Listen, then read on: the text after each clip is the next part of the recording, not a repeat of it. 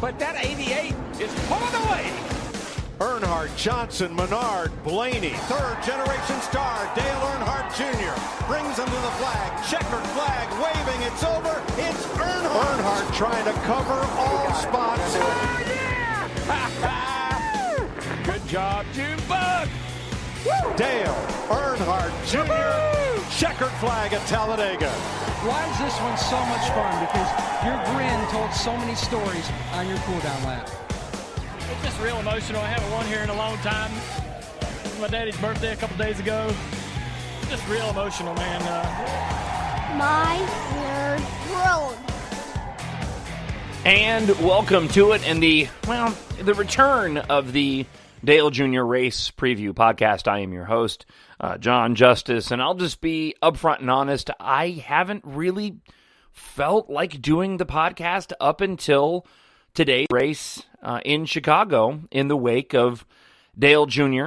and his announcement that he was not going to be racing for the rest of the season. It was a gut punch, man. Look, up front, I understand it. It's the right decision for the sake of fans like you, for the sake of fans like me. It was the right move to be upfront and to be forthright about the fact that he has not recovered and probably would not recover for the rest of the season.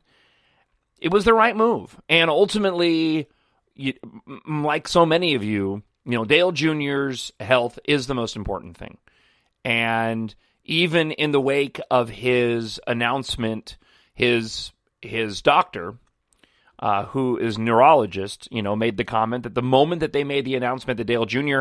was not going to be competing for the rest of the season, he showed a lot of improvement. And I want to see Dale Jr. recovered to the point where he can go out there and race and not have to worry lap after lap about wrecking and having a return of the symptoms, getting another concussion and having it do more damage if he's not fully healed. But it was a gut punch.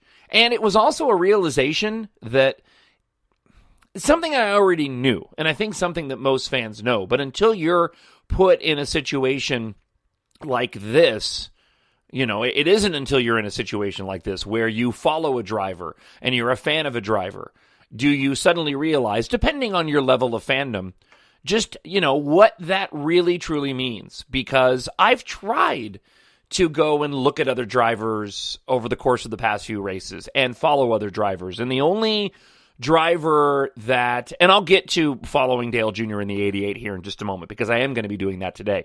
Today's the first day that I've actually been, today's the most excited I've been to watch a race in Dale Jr.'s absence since he stopped driving this season, and I will explain.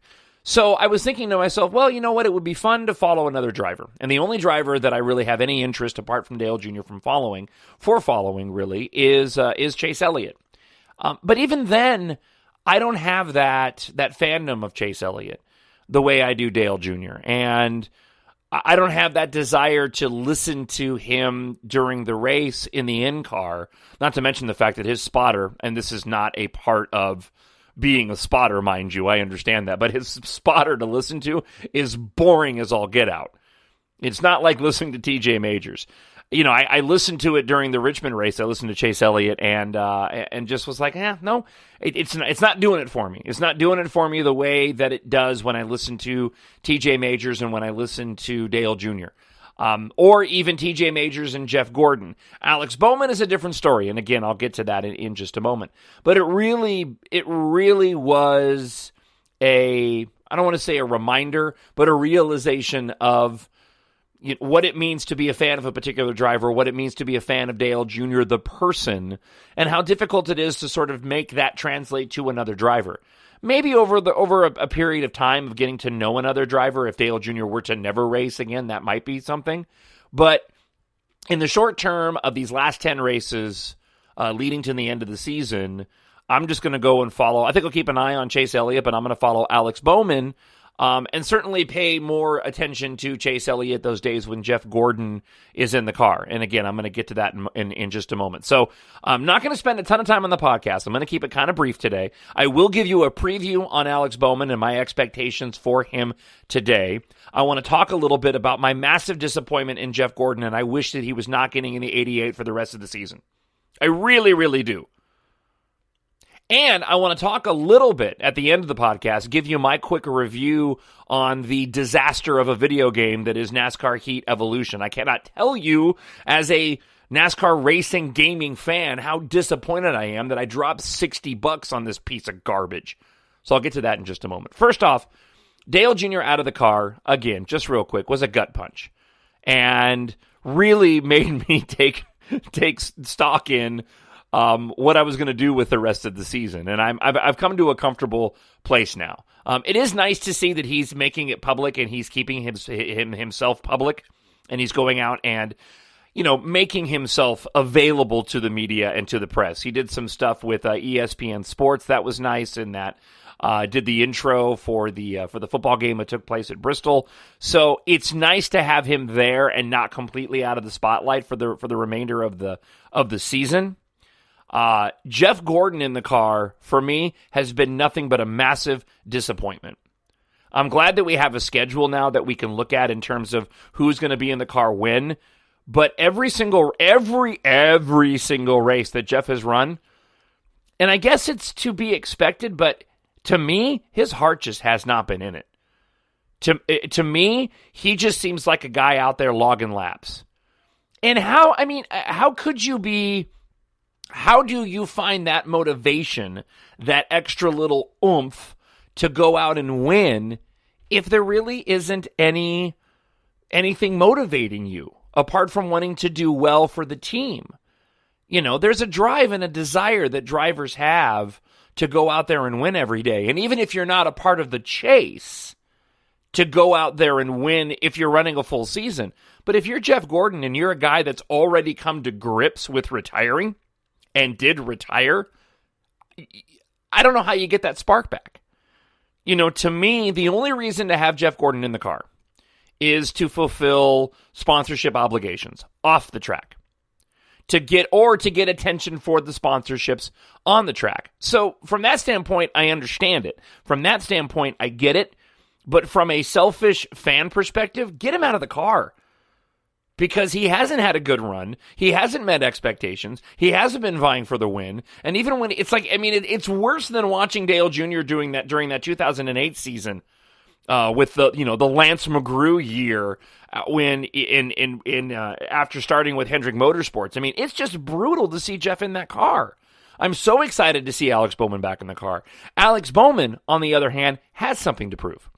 Alex Bowman, on the other hand, has a desire to go out there and prove himself. And unfortunately has just been smacked in the face with, some circumstances beyond his control, with the car breaking down and the issues that they've had and the run that he had at New Hampshire where he was up there battling in the top 10.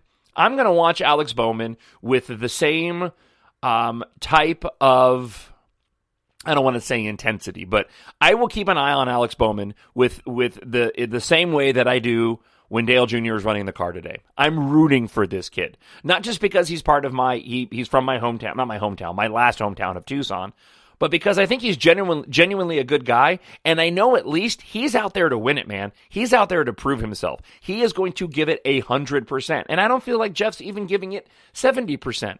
And that's not a dig on Jeff Gordon. It feels like we're being lied to. That's all. It just feels like we're being lied to by putting him in the car because he's not performing, and it's not fun to watch, and it's not fun to listen to. It just really isn't. You get a guy like Alex Bowman in there who wants to prove himself, who has that drive and desire to win. Can you imagine Alex Bowman getting in the 88 car and actually winning a race or finishing in the top 5? That's huge for this kid. So he's out there really trying and giving it everything that he possibly can. And I guess I don't really have much more to say on it other than that. In the podcast is the first time when I just made that comment that it really kind of came out, and that is, it does feel like we're being let down as fans of Dale Jr. with Jeff Gordon in the car. I think the expectation for a lot of people was that Jeff was going to run really well, and I just, listening to the in-car, listening to the interviews, it's clear that Jeff did not come back. He is still retired, and he's out there logging laps. And because of that, it just makes it hard to watch. So on the days when Jeff's running the car, I'll keep an eye on it because I'm rooting for the team. I'm rooting for Greg Ives and TJ, and I know they all want the car to do well. But, I'll be keeping an eye on Chase Elliott along with the 88. But on days like today, as we are running in Chicago, I'm going to definitely be keeping an eye on Alex Bowman and rooting for him with the same kind of intensity that I would root for with a Dale Jr., even though it's not Dale Jr. I think the kid's got a lot of talent, and I can't wait to see what he can do when he is able to put together a whole race and not be bogged down by some of the issues that they've had the past couple of runs when he's gotten behind the wheel. In terms of the race card this weekend, I'm not gonna get into all the details. I'm not gonna get into the normal website stuff of gear and all that. There really isn't a lot of new stuff there, and I don't think a lot of Dale Jr. fans are going to be. At least for me, I'm not going to be purchasing any new items until next season when I know Dale Jr. is back in the car. A lot of that has to do with paint schemes. I've mentioned this on podcasts in the past that I like to have the paint scheme that matches the car, and so I know there are some new items out there if you go to DaleJr.com or you go to NASCAR.com. But for me, I'm going to wait until next season and throw all my support behind my driver once he's back behind the wheel. But in terms of Alex Bowman this weekend, the first half of practices this weekend started off really solid. The car looks like it has some speed in it. It also looks like they got off a little bit. And even Alex went and tweeted but yesterday, have some work to do tomorrow, but I can't wait to get in the car. Qualifying was rained out. He'll be starting 17th, which is pretty par for the course for the 88. The cars have speed, and they've shown speed. What they need is communication. And I think Alex Bowman is going to be able to communicate, is going to be able to work not only with TJ, but with Greg to give them the feedback that they need. I think there's a level of trepidation that TJ has had with Jeff Gordon. And maybe it's unfair of me to say that, but just listening, when TJ Majors is spotting for Junior, he's giving him some feedback and he's telling him where to run. And I know he's done a little bit of that with Jeff, but I also think there's a level of holding back there. And I think that because Alex is new, that TJ is going to feel more comfortable in giving Alex some feedback that perhaps he wouldn't want to give to Jeff Gordon just because he wouldn't want to kind of overstep his bounds for a seasoned veteran like Jeff Gordon. So my prediction for Alex Bowman today is top 10. I think if he can get through today's race without any unforeseen problems, solid pit stops, and walk away with a top 10 in the 88, I think that would be a huge win without a win for this team heading into the rest of the season. That's what I think is going to play out. That's what I think is going to happen. Certainly, I think the car is fast enough for a top 5. I just haven't seen the speed in it as it relates to the top 10 lap averages, or how the car has looked this weekend. So I'm going with a top 10 for Alex Bowman, and really looking forward finally to watching the race today, just because it's been, and I've been moving too. I haven't been doing the podcast because I moved from Tucson. I'm now living here in Minneapolis, hosting a radio show on KTLK, Twin Cities News Talk here in Minneapolis. So that was part of the reason why I haven't done a podcast in a while either. But I also just really haven't had anything to say in the wake of Dale Jr. announcing that he wasn't going to be in the car. I can tell you this much: I've never been looking forward to February the way I am right now. It's going to be great to see Dale Jr. back in that race car, provided he gets fully recovered by then. And I don't think there's any worry that that's going to happen. I think that's the whole reason why he decided not to do the rest of the season, because they knew he was going to need these months to get himself fully prepared to get back in the race car. And it's clear that that's what he wants to do. He has not talked about retiring at all. He wants to continue racing, and that's why they are not running the rest of the season. All right, let's switch gears. My nerd world. I'm not a big gamer. My wife would probably disagree with me on that. I'm not a big gamer. I've become a bigger gamer than I have in the past. I play a lot of, I play Halo, I play Star Wars Battlefront, Disney Infinity with my boys, and by myself too. It's a fun game.